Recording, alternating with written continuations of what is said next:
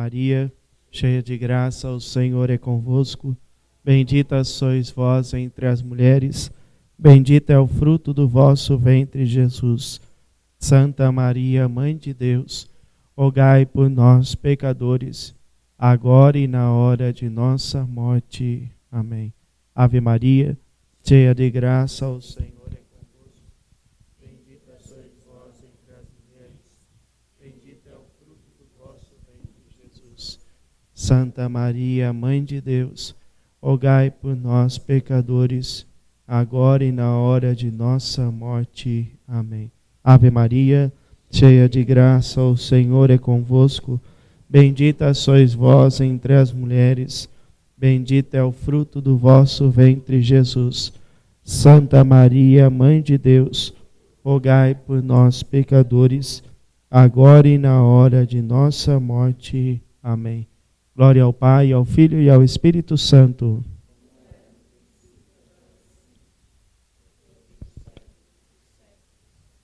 Estamos unidos e continuaremos reunidos em nome do Pai, do Filho e do Espírito Santo. Acredito que todos vieram na última aula? Não? Então vou retomar um pouquinho daquilo que nós refletimos no livro do Êxodo. Então nós quase concluímos o livro, a gente só vai fazer uma reflexão acerca daquilo que o livro do Êxodo vai descrever sobre o santuário. Então, nós fizemos uma grande divisão daquilo que é o livro do Êxodo. Primeira parte do livro vai descrever o quê? A saída do povo do Egito. A saída do povo da escravidão. Então, nós refletimos sobre essa saída do povo. Uma saída que para nós, muitas vezes nós temos uma compreensão de que esse povo, até por uma visão ideológica, que a gente vê às vezes em alguns autores, que existia uma grande opressão, embora eram feitos escravos. E se eram escravos, portanto, existia uma opressão. Mas, por outro lado, existia uma acomodação daquele povo. Então, o povo estava acomodado dentro daquilo que era uma situação negativa da vida deles. Primeiro, porque feito escravos, ninguém vive aquilo que está colocado como dignidade humana. Segundo, Deus tinha feito uma promessa daquele povo, uma promessa de descendência e terra. E eles estavam aonde? Estavam numa terra que não era deles e, portanto, não estavam criando a descendência para o povo de Israel. Estavam criando uma civilização dos egípcios, não, portanto, uma civilização dos hebreus, o povo de Israel, do povo que era prometido já dentre os patriarcas. Portanto, aqui no início a gente já tem um processo de continuidade, de Gênesis para o Êxodo. Gênesis ele vai falar do quê? Da história dos patriarcas. Anteriormente da história da origem, a origem humana, origem das coisas, e depois a origem dos antecedentes, principalmente dos patriarcas. Então nós refletimos essa relação dos patriarcas e depois em Êxodo nós damos continuidade pela essa perspectiva desta herança dada por Deus. Portanto, surge para nós um grande profeta. Não há maior profeta na Bíblia do que o profeta Moisés e o profeta Elias. São os chamados profetas maiores, entre outros profetas também considerados maiores. O maior entre eles, para os judeus, é Moisés. Se perguntar para um judeu qual é o maior dos profetas, para ele vai dizer que é Moisés e Elias. É os dois grandes profetas. Por quê? Moisés, para os judeus, ele vai escrever todo o Pentateuco, que para eles é os livros principais para a fé judaica. Por quê? O Pentateuco, ele traz a origem daquele povo, os antecedentes, a celebração, os dias do ano, como celebrar, a vivência da lei, o decálogo, entre outras prescrições que não estão somente dentro de uma situação que ela é religiosa, mas social. Portanto, o livro do Pentateuco é um livro para a vida do judeu. Para nós cristãos é preciso o quê? Incorporar segundo a nova aliança, senão ela fica, vamos dizer assim, deslocada. O Antigo Testamento deve iluminar aquilo que está posto dentro do Novo Testamento. Por isso é preciso ter esses dois olhares, né? Então, é preciso fazer essa compreensão. Então, significa que nós, no livro do Êxodo, nós estamos refletindo uma caminhada de um povo, uma libertação para aquilo que era a promessa divina. Dentro desse itinerário, nós percebemos que não foi tão fácil assim esse trabalho de Moisés. Moisés teve muita dificuldade, primeiro, como já disse, o povo também não queria sair do Egito. E quando estava também no deserto, queriam voltar. Murmuraram segundo aquilo que estava colocado na promessa. Eles precisavam de sinais. Então, muitas vezes nós vivemos uma religião que nós também somos como o povo do Egito. Nós precisamos de sinais para acreditar. Então, quando nós temos uma perspectiva do próprio Cristo, também que realiza sinais e milagres, ele está fazendo o quê? Um resgate daquele povo que também é de cabeça dura, que precisa de sinais, de milagres para que possam crer. Então, melhor se nós acreditássemos sem mesmo ver ou precisar de sinais ou milagres. Moisés, ele é aquele que, diante do mandato de Deus, realiza muitos sinais para que o povo possa compreender a luz da fé e ir para essa terra prometida. Porém, mesmo assim, o povo anda dentro dessa situação da murmuração. Segundo aspecto, o faraó também, ele tem uma dificuldade para que ele possa liberar o seu povo. Ou melhor, o povo de Israel. Até mesmo porque existia ali mão de obra, né? Mão de obra escrava. E segundo, que era uma população, segundo alguns historiadores, muito grande.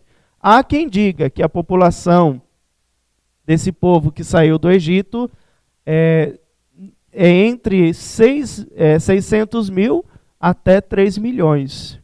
Então, não se sabe, a gente não pode fazer um censo de quanto eram, mas alguns são mais otimistas com relação à população de Israel e dizem que saíram de lá 3 milhões de habitantes. É muito, né? É uma cidade aí, uma grande metrópole.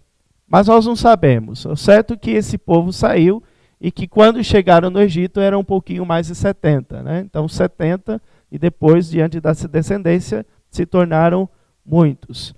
Então, nós refletimos também na última aula, antes de concluirmos, essa divisão tripartida do livro do Êxodo, para a gente entender o dinamismo dentro desse livro. No primeiro momento, nós temos uma libertação que ela é anunciada.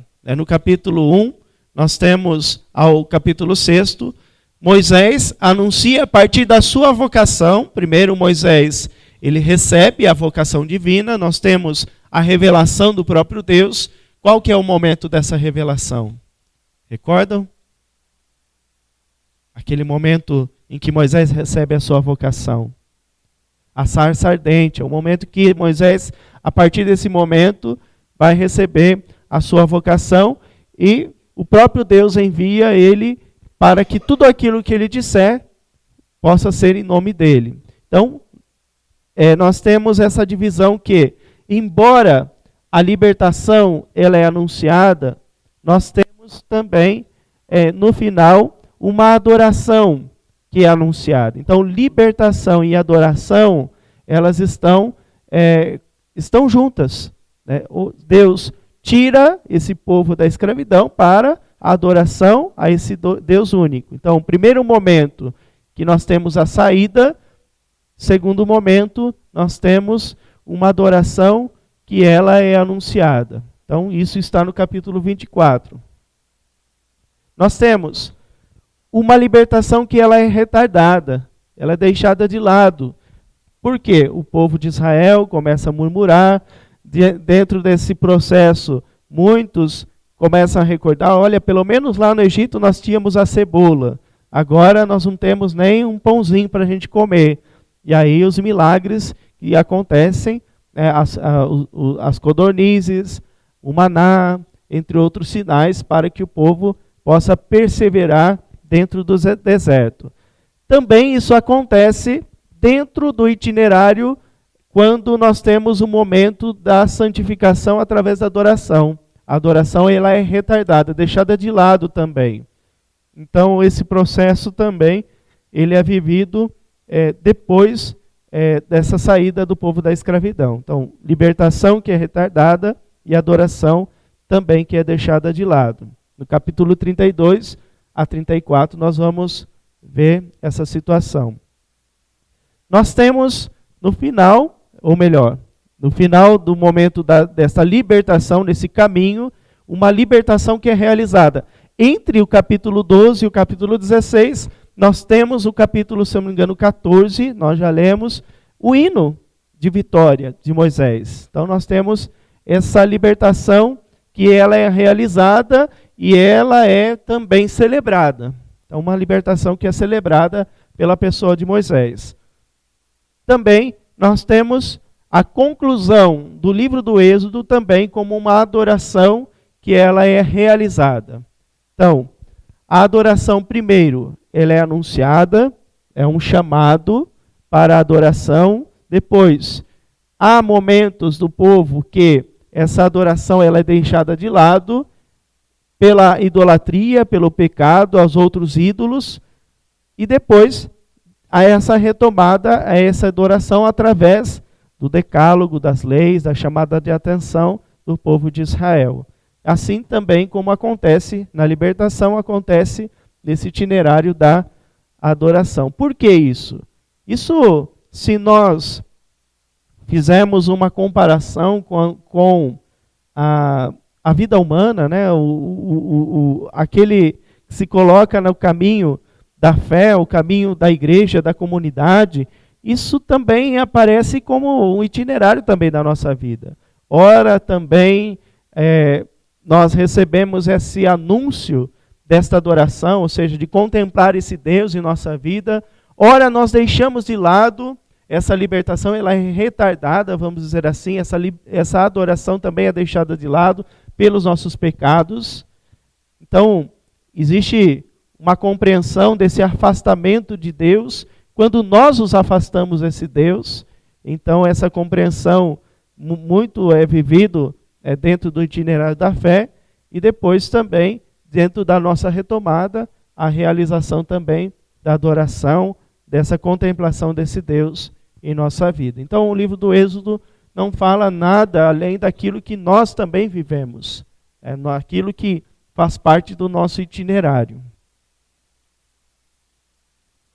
Dentro daquele terceiro momento, que nós temos o momento da adoração e da santificação do povo de Deus após a saída da escravidão, nós temos um itinerário muito interessante que, a partir do momento da chegada desse povo, é pedido o quê? Primeiro, uma instrução sobre o santuário.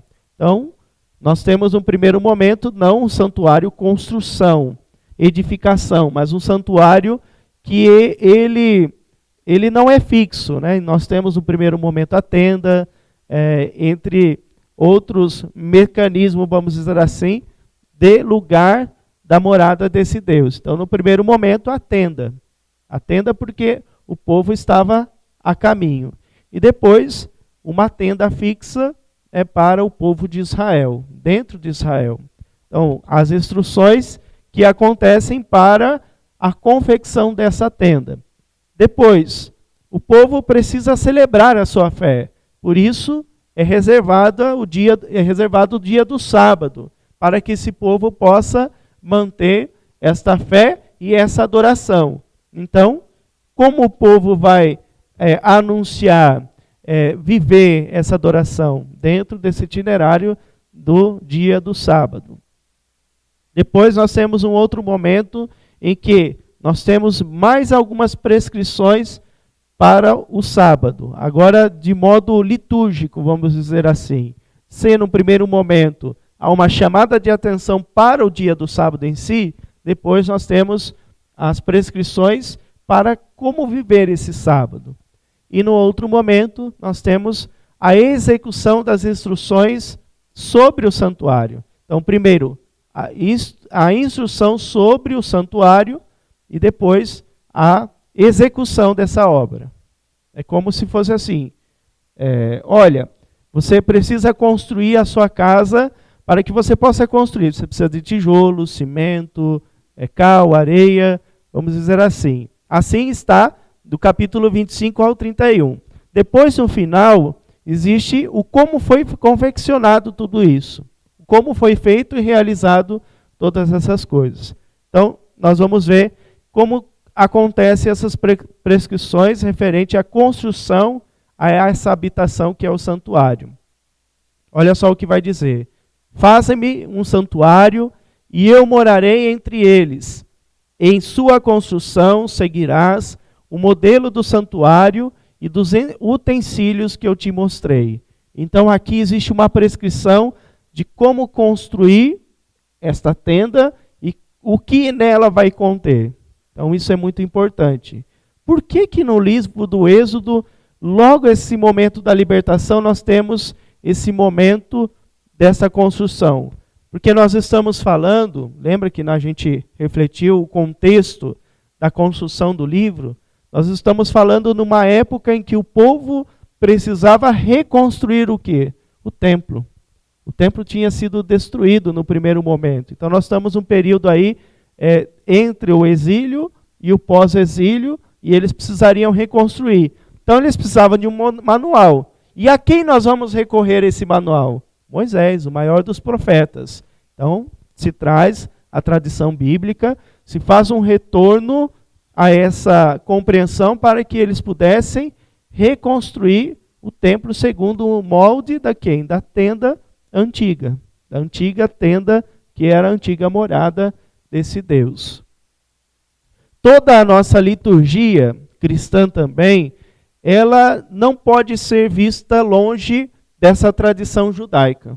Nós vamos ver questões como as vestes, como os utensílios, o incenso, entre outras coisas que estão intimamente relacionados também a essa tradição do templo antigo. Então, nossa tradição, ela cristã, ela não é deixada de lado dessa tradição do Antigo Testamento e da tradição judaica. Então, tudo aquilo que nós vamos ver, eles têm, hoje, né, está intimamente relacionado àquilo que eles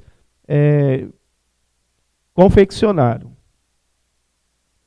Então, nós vamos ver essa sequência, a partir do capítulo 25, o que vai sendo pedido para construir. Primeiro, nós temos algo que é muito importante para o judeu, para a fé primeira, as leis.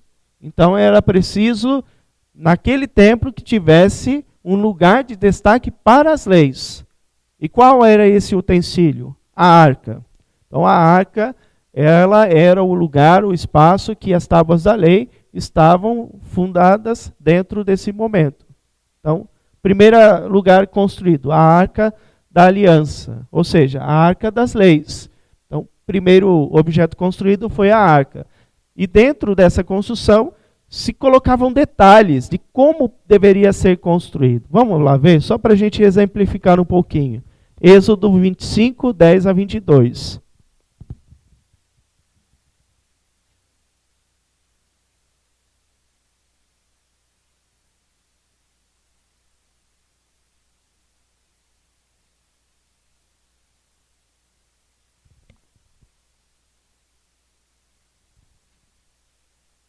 Olha só, se alguém quiser construir uma arca, a medida está aqui, tá bom? Embora em outro momento ela está de modo mais intenso aqui, né, na questão das medidas.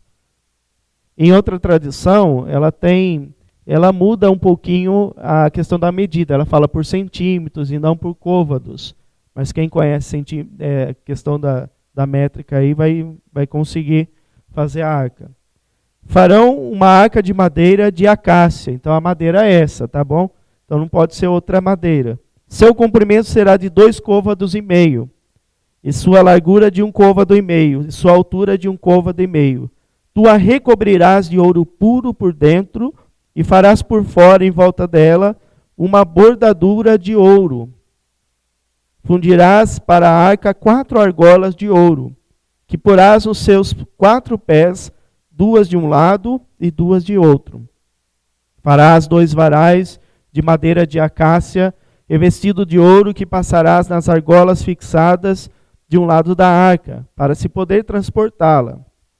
Uma vez que passados os varais das argolas, delas não se serão mais removidos.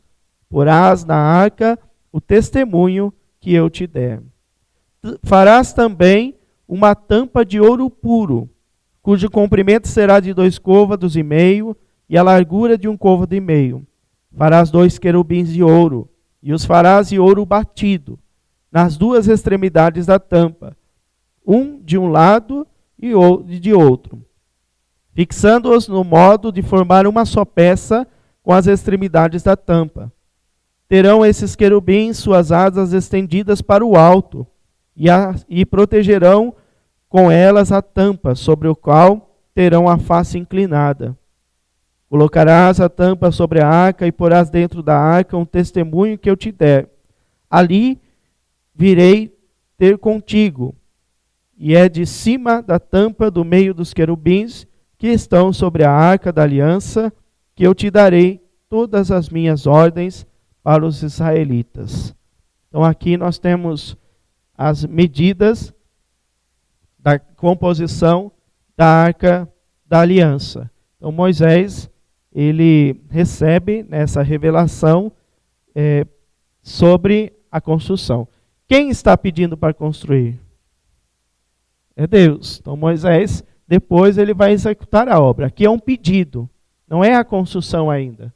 Aqui é um pedido desta construção que é a arca. Por que Deus mandou construir essa arca? Justamente para mostrar o valor de que tem a aliança. Aliança que são as leis. No Novo Testamento, essa arca não tem nenhum valor mais, nem simbólico. Por quê? Já não existe a antiga aliança.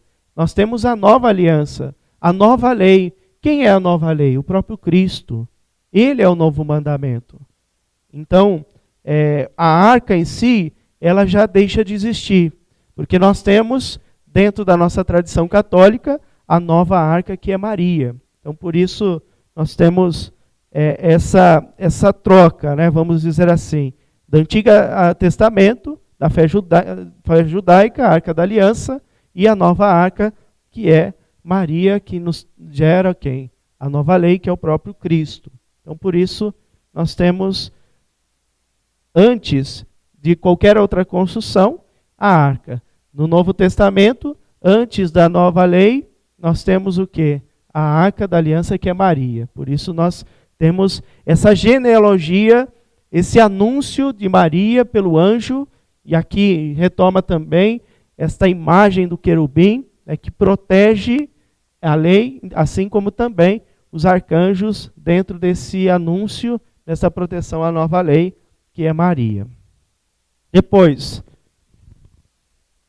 nós temos a mesa, a confecção da mesa. Nós não vamos ler tudo, porque cada confecção tem uma medida, então vai sendo feita uma descrição de como fazer cada utensílio. Então, após a arca, a confecção da mesa dos pães. Então, o lugar do banquete, o lugar da celebração. Então, a arca, a mesa, o que é a mesa? Ainda não é a mesma coisa do que o altar. Para o judeu, o altar é o lugar do sacrifício. Fora esse altar do sacrifício, existe a mesa dos pães. Para o Novo Testamento, a mesa do sacrifício é a mesa dos pães, é um só sacrifício. Para os judeus ainda existiam essas divisões, né? Mesa do pão, mesa do sacrifício do cordeiro. Jesus toma ele como cordeiro, por isso ele se torna também o pão vivo que desceu do céu. Então ele toma essas duas imagens para ele. O candelabro, o que é o candelabro? Alguém aí? O que é o candelabro?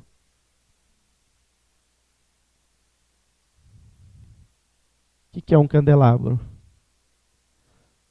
Isso, é o suporte das velas, né? Existe para os judeus o menorá. O menorá ele é um castiçal, vamos dizer assim, um candelabro com 7 velas, recordando até mesmo a perfeição de Deus. Então o candelabro é um sinal muito pertinente para os judeus. Depois, no Novo Testamento, nós temos um outro sinal desta chama, dessas 7 chamas que estão dentro desse Novo Testamento, os dons do Espírito. Então, no Antigo Testamento nós temos esse sinal dentro da igreja, que é o candelabro. No Novo Testamento, os dons do Espírito, manifestado agora na comunidade. Essa chama acesa dentro do povo de Deus. A habitação, o lugar de se colocar, né, os utensílios. O altar, então aqui nós temos essa distinção, né? A mesa é do pão, o altar é um outro lugar distinto. Então existia, na tenda, a gente vai ver o desenho depois, né, essa distinção da mesa e do altar. O átrio, o que é um átrio? Nós temos na igreja o lugar do átrio. O que é um átrio? Então, só para a gente compor, né? Nós temos aqui o espaço da igreja. Aqui o presbitério, né? O degrau, o altar. Aqui, como é chamado esse espaço que tem os bancos? A nave da igreja. A gente falou no outro curso, né? A gente fez uma compreensão do espaço. A nave da igreja. O átrio é o quê? A porta de entrada. O átrio da igreja. Então, é o lugar de entrada da tenda, que é um lugar importante. Então, a porta da igreja é um lugar importantíssimo. Ele é simbólico. Jesus se coloca como a porta. Ou seja, todos aqueles que entrarem por ele, esses serão salvos. Então, a porta é o lugar de acesso a uma outra realidade. Então, se a igreja, a tenda era a morada de Deus, o átrio é esse espaço que nós fazemos esse acesso a essa morada de Deus. Por isso que nas igrejas, principalmente as mais antigas, existe um grande espaço desse átrio. É preciso fazer essa distinção. Não, agora nós estamos entrando em um outro lugar. E para nós cristãos, é preciso ter esse senso, essa compreensão desse espaço. A igreja não é o lugar de fazer feira, de fazer... às vezes parece feira de peixe, né? A gente conversa tanto, né? E deixa de lado esse lugar do mistério, desse encontro com Deus. Deixamos de lado esse senso de que aquele lugar é a habitação de Deus. Tira as sandálias dos pés, porque esse lugar é santo. Então, é essa compreensão que nasce desse lugar que é o átrio da igreja. E para também no Antigo Testamento, existe essa compreensão desta entrada, lugar da entrada. Depois, a lâmpada. A lâmpada fazia o quê? A indicação de que estava ali o próprio Deus. Então, se a lâmpada estava acesa, significava que existia ali a manifestação de Deus.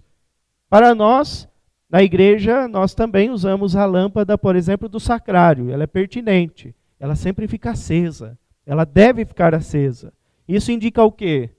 Existe lá o quê? O Santíssimo. O Verbo encarnado está entre nós, ele se faz presença. Então, essa retomada desse olhar bíblico do Antigo Testamento que é permeada dentro da nossa identidade católica. Nós temos também, está um pouquinho ruim a imagem aí, né? As vestes, então a veste do sacerdote, que nos mostra que é preciso fazer uma distinção daquele que entra no templo. Nem todos poderiam entrar no lugar sagrado, no Santo dos Santos.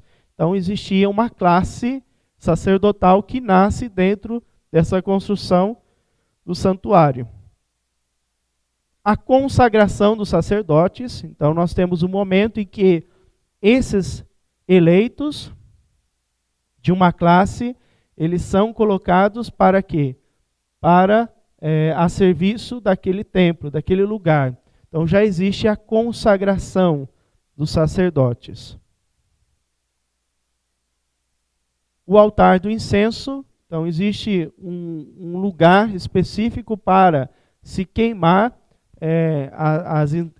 vamos dizer assim, aquele perfume. O que significa o incenso dentro da nossa tradição católica e também dentro da visão bíblica? Quando nós vemos lá o turíbulo, aquele incenso, significa o quê?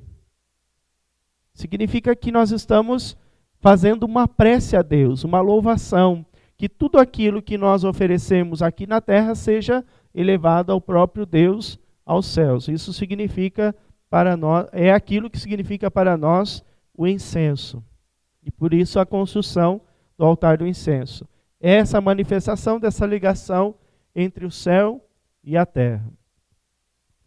O ritual do resgate durante o incenso. Então, como incensar? Como realizar esse ritual? A bacia de bronze, então a bacia de purificação, os utensílios que são usados na celebração. Os artesãos do tabernáculo, então é descrito como esses artesãos faziam esses utensílios, sejam de metal, sejam de madeira, talhado. O próprio incenso, então o altar do incenso e a confecção do incenso. O óleo da unção, então como consagrar o sacerdote sem o óleo da unção? Então a confecção desse óleo. Então aqui nós temos uma descrição, vamos dizer assim, dessa primeira tenda, que aqui nós não temos ainda o templo de Salomão, aqui é a tenda de Moisés, vamos dizer assim. Então aqui está descrito a tenda de Moisés. O templo de Salomão, ele vai estar descrito de acordo com a tenda, porém acrescentando o quê? Uma visão litúrgica um pouquinho mais ampla, o lugar dos homens, o pátio das mulheres. Então existe uma descrição maior.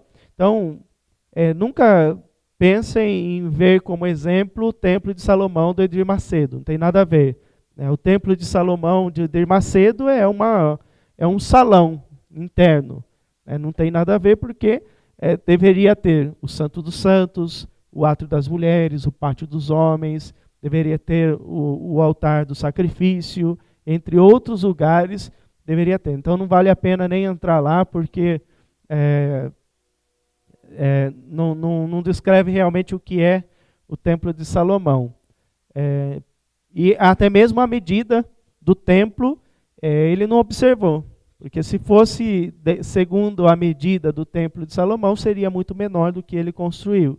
Ele quis construir segundo a medida do rei Herodes, não dos templos de Salomão. Então o templo de Salomão ele foi reconstruído uma segunda vez, e ele construiu segundo essa reconstrução, justamente para mostrar para quê? Que ele é tão poderoso quanto, não Salomão, mas quanto Herodes. Herodes Magno, um grande imperador do Império Romano no tempo de Jesus. Então essas medidas que ele traz não é do templo antigo, que senão seria um templo muito menor do que aquilo que ele construiu. Então, provavelmente ou não observou na Bíblia, ou não sabia, ou fez de propósito para dizer, olha, eu vou construir algo grandioso, né, dentro da cidade de São Paulo. Então aqui é a descrição que nós temos da tenda.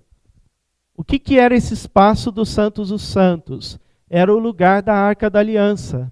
Somente aqueles que eram consagrados, ungidos com óleo, os sacerdotes, poderiam o quê? Mediar esse lugar da Arca da Aliança. Ainda mais, eram somente eles que poderiam carregar a Arca da Aliança. Então, eram eles que viviam esse serviço para o Santo dos Santos. Depois nós temos o lugar do sacrifício. Então, no primeiro momento, vocês vão ver agora, a partir do livro do Levítico e em outros livros, que vai se falar muito de sacrifício. Para nós é algo muito estranho, sacrifício de animais, sacrifício do cordeiro, sacrifício de bois. No tempo de Jesus, os próprios pais de Jesus levaram um animal em sacrifício. Qual era esse animal? Um par de rolinhas, um par de rolas. O animal, vamos dizer assim, mais barato para o sacrifício. Então era, vamos dizer assim, o sacrifício dos pobres.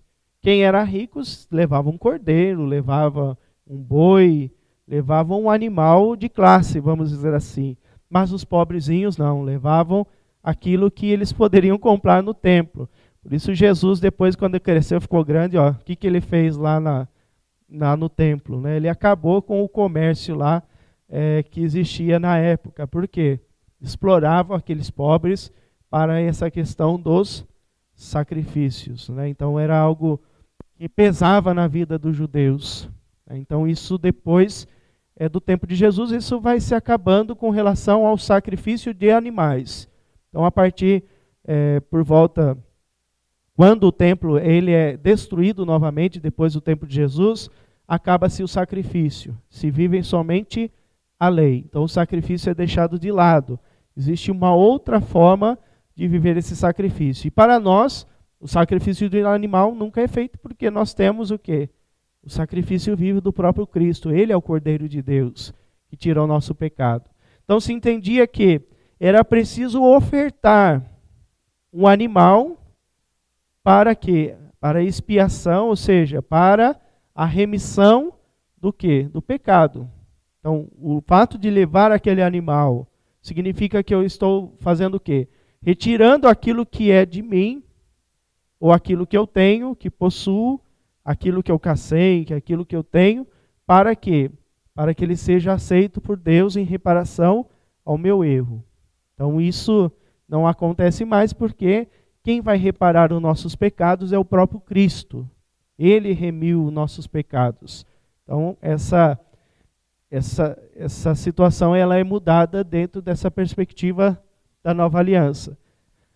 Então, aqui nós temos o santo lugar, o lugar do incenso, o lugar do sacrifício, o candelabro de ouro e a mesa dos pães, as bacias, o altar aqui para fora da tenda do holocausto. Né? Dentro da tenda não daria para fazer o sacrifício dos animais. Então se fazia no lugar, fora daquele lugar coberto, mas próximo da tenda. Então se tinha esse lugar também do holocausto, onde se matava aquele animal. Então o cordeiro, se partia no meio, aquele cordeiro, partindo aquele cordeiro, uma parte se retirava o sangue, untava aquele cordeiro de novo, se retirava as vísceras, untava ele com o sangue do cordeiro, fazia esse untar, e oferecia uma parte dele para o sacrifício, e uma pequena parte ficava para o sacerdote, então ficava para ele. Não era o cordeiro todo que era incensado, vamos dizer assim, era sacrificado. Então esse era o ritual que acontecia e que é descrito dentro do livro do Êxodo.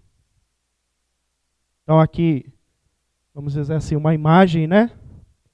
Uma reconstrução da tenda. Então não era um lugar fixo, portanto, ele era algo desmontável, né? Então se fazia aí algo como uma cabana.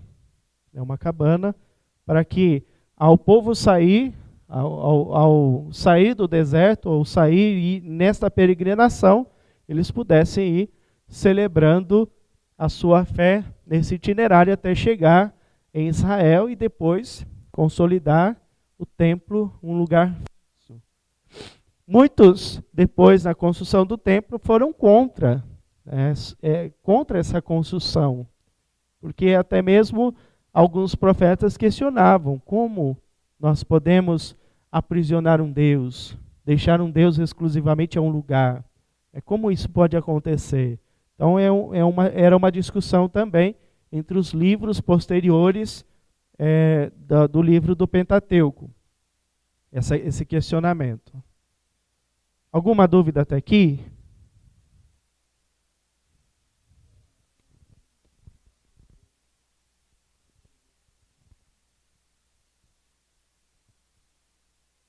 Tem algumas traduções, se não me engano, de Jerusalém, vai falar de centímetros, 50 centímetros, isso. Essa tem? Como que está na CNBB, quando fala da arca? A Nelly vai falar a medida, vamos dizer assim, a nossa medida, né?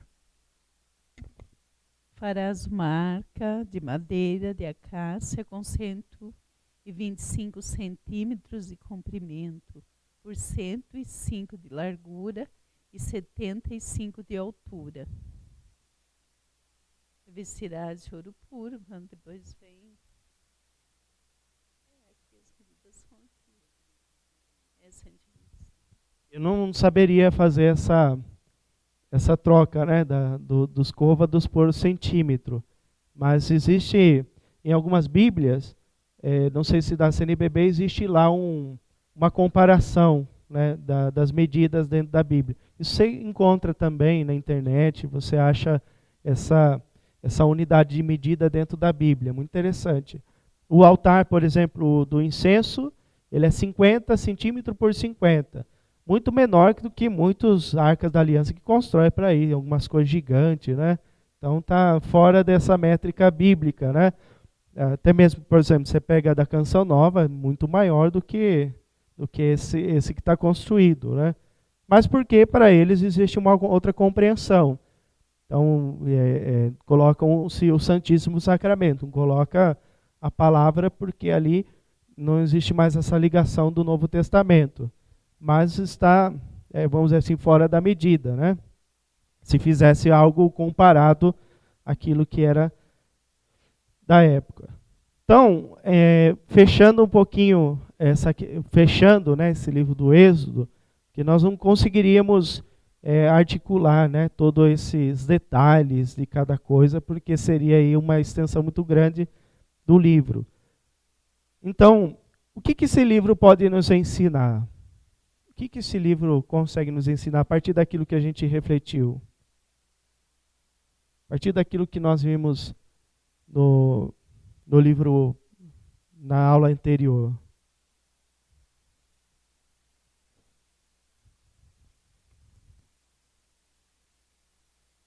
Eu gostaria de colocar algumas questões, né? Primeiro, a questão do ouvir a palavra. Ouvir a palavra dada pelo próprio Deus.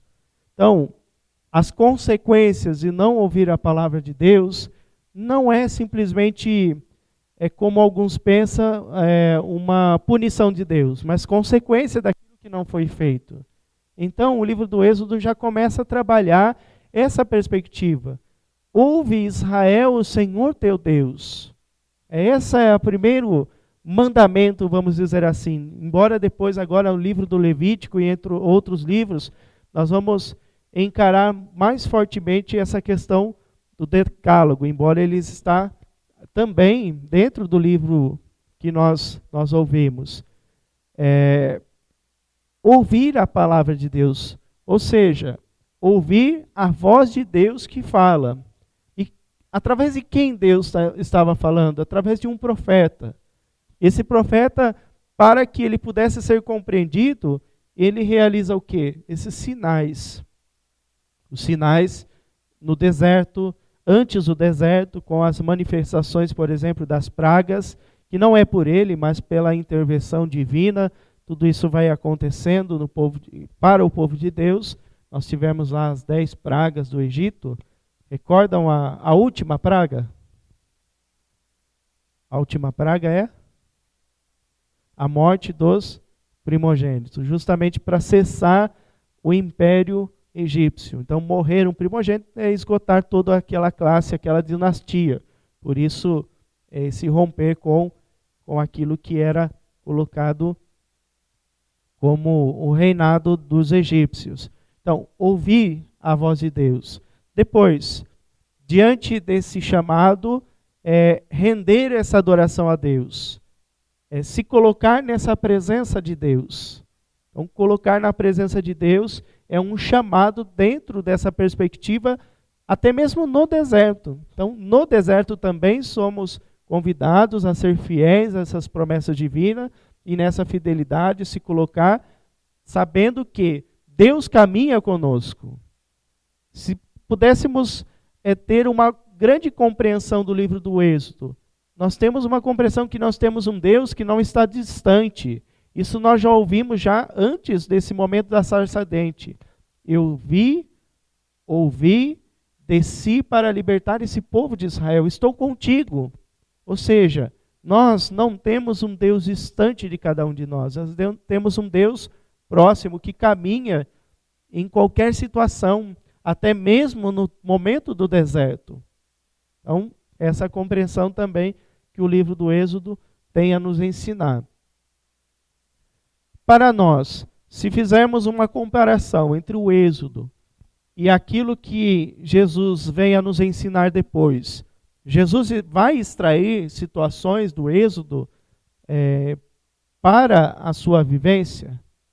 Vai, muitas coisas. Primeiro, ele vai ensinar sobre a nova lei. A nova lei que é o amor. Dentro dessa perspectiva, ouvir esses mandamentos e essa lei. Também, a saída do povo da escravidão, ela acontece em Cristo. Dentro desse itinerário da paixão, morte e ressurreição. Não há como sair da escravidão sem fazermos a experiência do próprio Cristo, que passa pela sua paixão, morte e ressurreição. Por isso ele vai dizer, olha, quem quer me seguir, tome também sua cruz. Renuncie a si mesmo e siga. Então, assim como o povo do Egito, da escravidão, teve que fazer a sua renúncia de si mesmo, para que pudesse se garantir uma descendência, para que eles pudessem chegar a uma terra que corre leite e mel, eles também precisaram renunciar. Assim também os discípulos de Jesus. Somos convidados a fazer essa experiência desse êxodo, essa saída de si mesmo. Então, sem a saída de si mesmo, não é possível o quê? Viver o discipulado de Cristo. Então, essa é a perspectiva que Jesus traz para cada um de nós nesse novo êxodo, essa nova saída que cada um de nós temos que fazer dentro desse itinerário. Então, Êxodo tem muito a nos ensinar. Alguém quer comentar alguma coisa? Perguntar?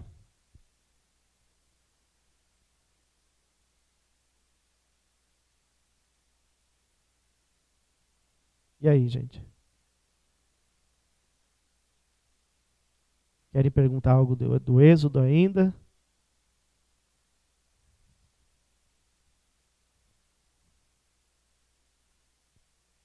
Tá tranquilo? Depois, quem não participou da última aula, né, depois dá uma olhada nos textos, né? Porque se nós pensarmos nessa ligação, agora, nós temos um itinerário muito interessante dentro dessa perspectiva do Pentateuco. Então, no primeiro momento, então recapitulando, Gênesis vai mostrar o quê? Qual é o fio condutor do livro do Gênesis? Qual é a mensagem do livro do Gênesis? O relato do quê? Da criação, Criação do quê? A primeira criação de Deus. A origem do quê? Qual é a primeira origem? Qual é a primeira criação de Deus? Está lá, gente. O que Deus criou por primeiro? O céu, a terra. Então a criação do quê? Do mundo. Olha lá, hein? Criação do homem, da humanidade, das coisas, né? As outras coisas estão relacionadas ao mundo. E também, Gênesis vai falar da origem do quê? Dos nossos antecedentes, da descendência de Israel. Então, a partir daí, os patriarcas. Existe uma promessa aos patriarcas, uma promessa de uma descendência de uma terra para que eles pudessem viver essa fé nesse único Deus. Essa promessa também ela é feita a cada um de nós. Deus fez uma promessa a cada um de nós, agora pelo seu Filho Jesus. Então, nós somos convidados o quê? Pela fé, render adoração a esse único Deus. Então nós temos os patriarcas que vão trazer essa vida de conjugação dessa fidelidade a esse Deus. Depois, a partir da experiência de José, nós temos o quê? Uma relação de fidelidade e infidelidade. Infidelidade dos irmãos que o fazem o quê? Escravo. E diante da escravidão nós temos José, que vai para onde? Para o Egito. E de lá, mesmo assim, dentro desta escravidão, e depois ele sai dessa escravidão, se torna um membro dentro do reinado do Egito, né, dentro da casa do faraó, nós temos nessa perspectiva um povo que é convidado a partir do momento que nascem algumas gerações, por Moisés a sair da escravidão do Egito. Então, Gênesis, origem do mundo das coisas. Êxodo, a saída do povo para a execução dessas promessas divinas. Aqui foi dada a promessa, a partir da origem das coisas. Em Êxodo, como o povo de Deus vai executar essas promessas divinas. E agora nós vamos entrar no livro do Levítico, que vai mostrar o quê? A forma de organização desta fidelidade a esse Deus. Então, esses 3 livros e os 5 livros estão permeados por uma centralidade. Fidelidade. Fidelidade a quem? A esse Deus único. Não há outro Deus. E como viver essa fidelidade a Deus? Agora nós vamos ver como viver essa fidelidade de um modo que a sua vida não esteja desligada da fé. Não esteja desligada de qualquer outro momento. O livro do Levítico que nós vamos ouvir e vamos refletir, ele vai mostrar que a nossa vida, a vida do povo de Deus, é uma vida que em nenhum momento deve estar desligada da religião. Até mesmo as posturas com relação às atitudes da sociedade, a organização da sociedade, a organização da cidade, a organização das leis, em qualquer circunstância ela está ligada à religião.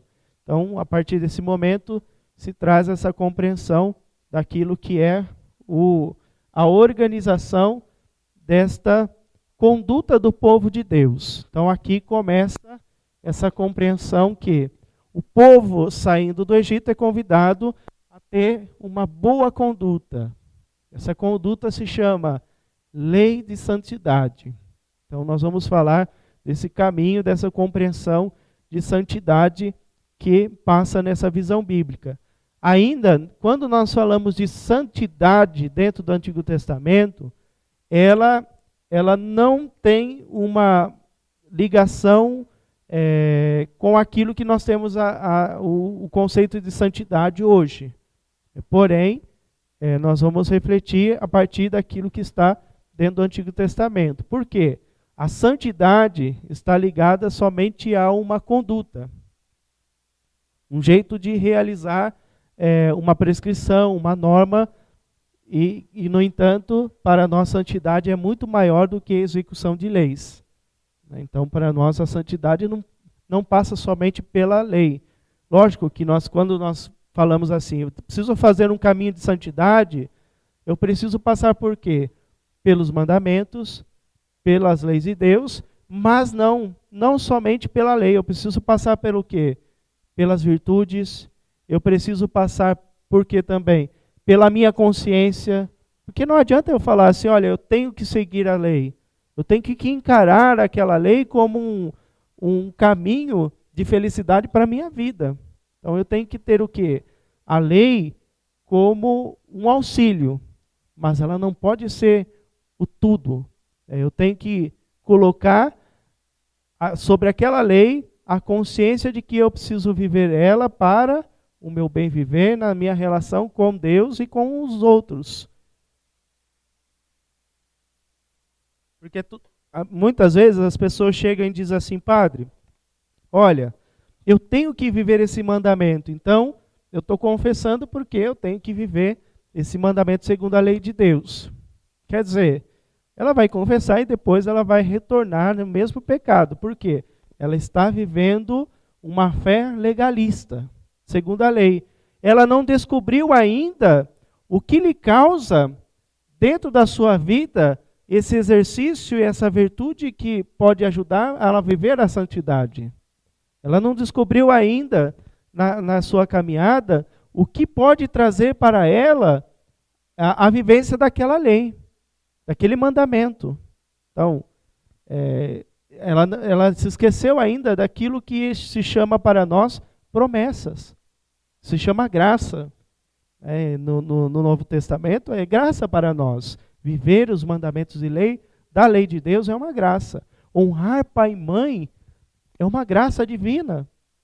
Então, ela sobressai aquilo que está na lei.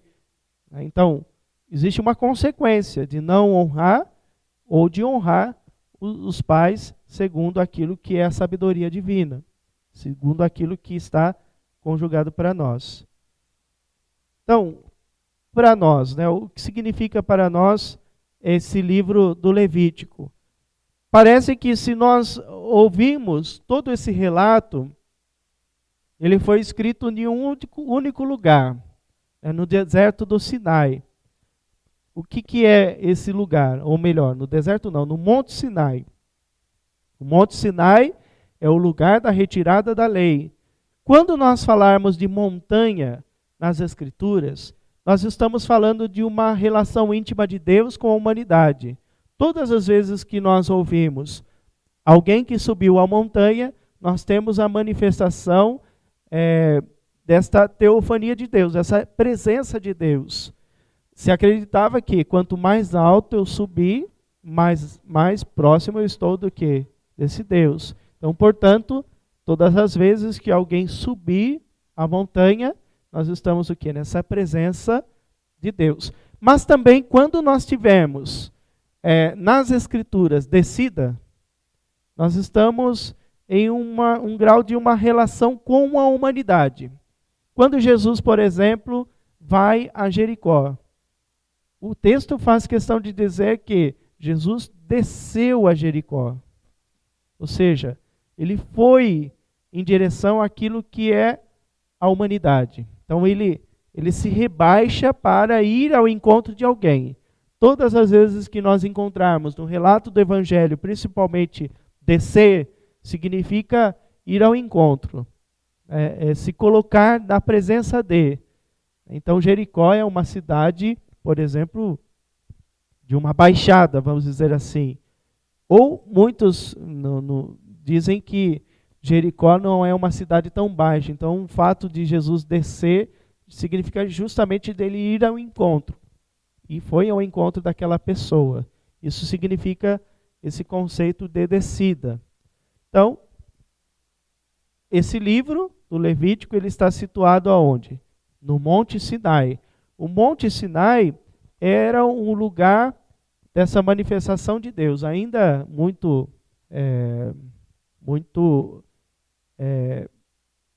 um lugar de peregrinação, né, para o mundo dos judeus e mais ainda para os cristãos.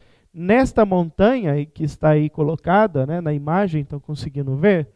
Nesta montanha, alguém já foi para lá? No Monte Sinai? Também não fui, né, mas pelos relatos, há indício, se dizem que lá tem um mosteiro que funciona, está lá, esse mosteiro, mosteiro de Santa Catarina, mosteiro de Santa Catarina de Alexandria.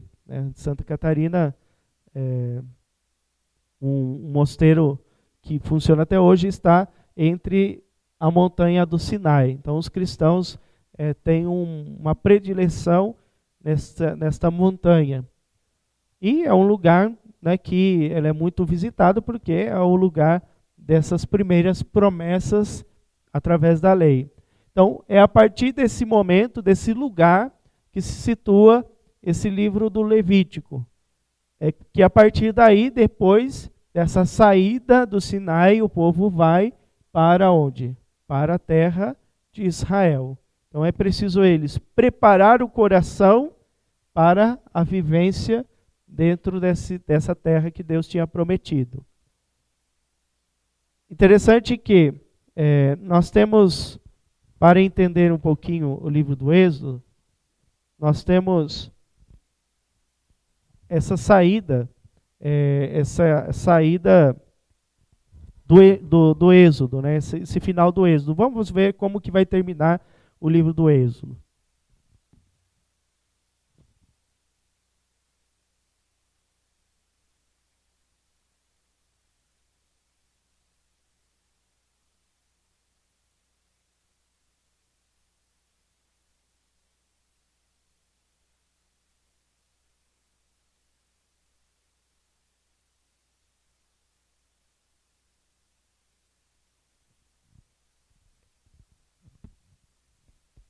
Então, vou ler aqui no capítulo 40, versículo 34.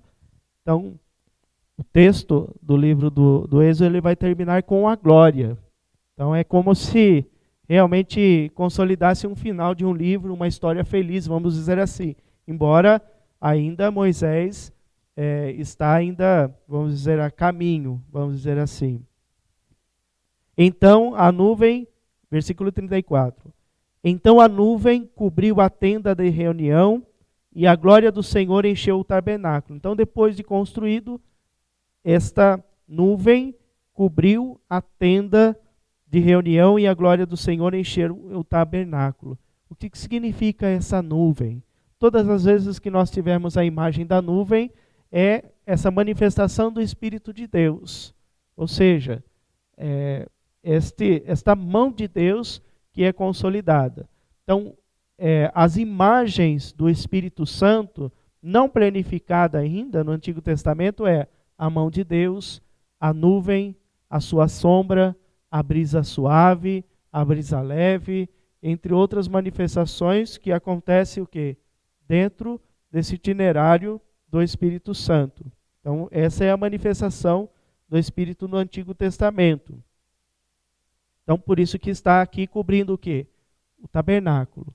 Assim como também os discípulos estavam reunidos em um mesmo lugar, em uma assembleia, que acontecem com ele? Línguas de fogo descem sobre os apóstolos. Então, é essa presença do Espírito Santo na vida dos discípulos. Alguém quer perguntar?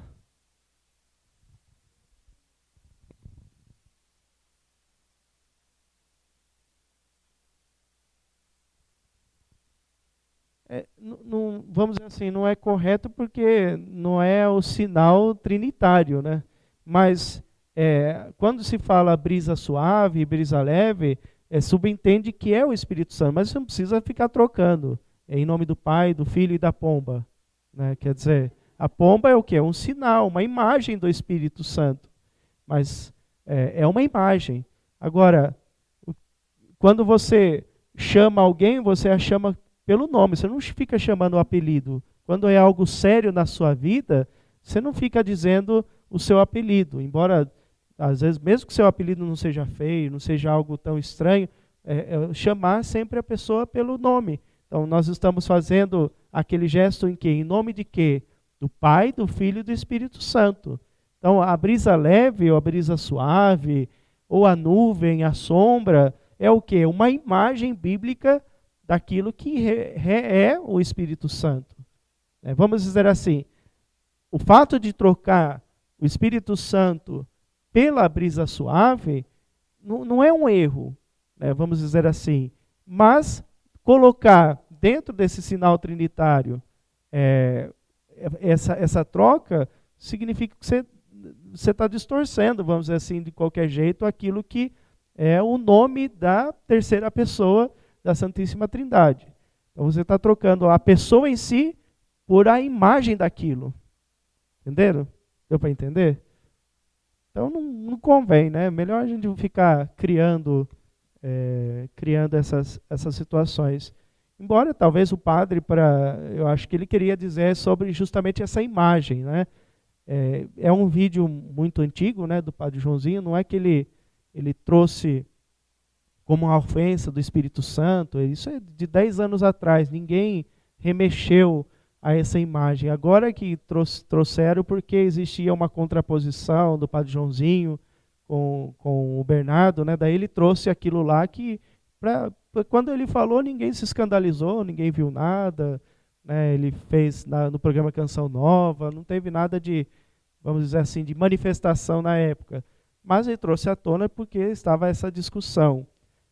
Mas, de qualquer jeito, né, é bom a gente não ficar chamando brisa leve. Vamos falar o Espírito Santo mesmo, a terceira pessoa da Trindade.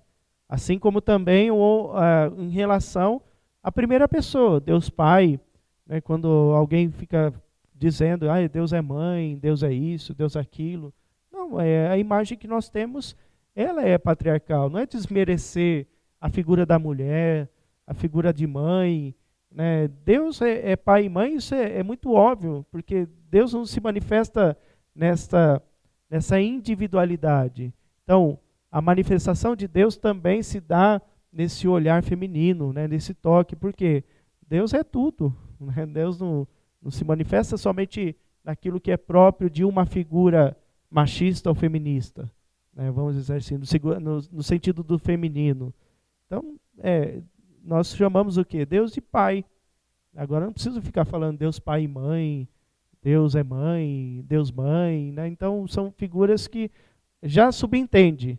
Então quando a gente fala do Espírito Santo, nós já estamos falando dessa brisa suave, dessa sombra, desta nuvem, dessa efusão do Espírito, das manifestações do Espírito Santo.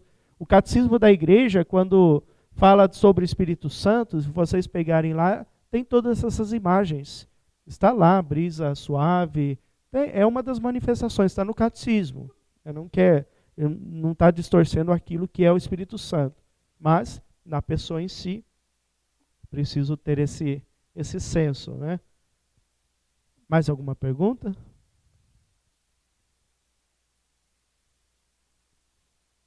Tranquilo? Então, depois nós demos um início, né, no livro do Levítico, a gente na outra aula a gente vai discorrer sobre o livro. Alguém lembra do nome do livro do Levítico? Lembra que a gente falou dos nomes de cada um?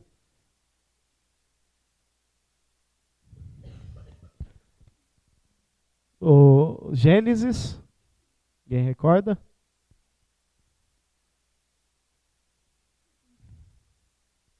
Bereshit,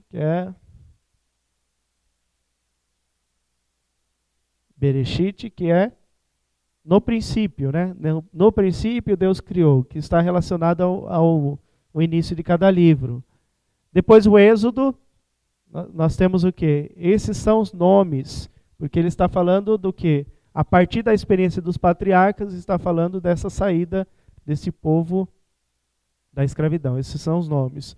E depois Levítico.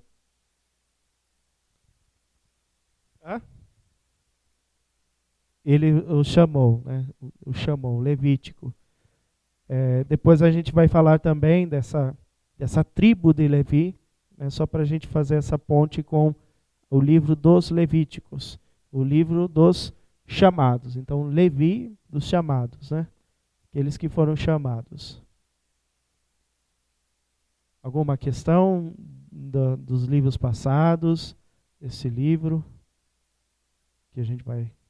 Até aqui, tudo bem?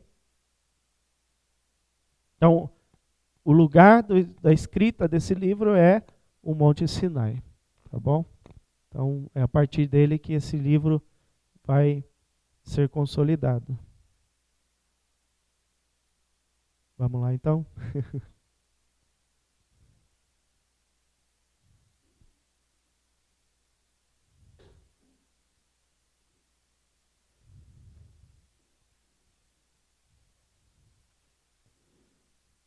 Glória ao Pai, ao Filho e ao Espírito Santo.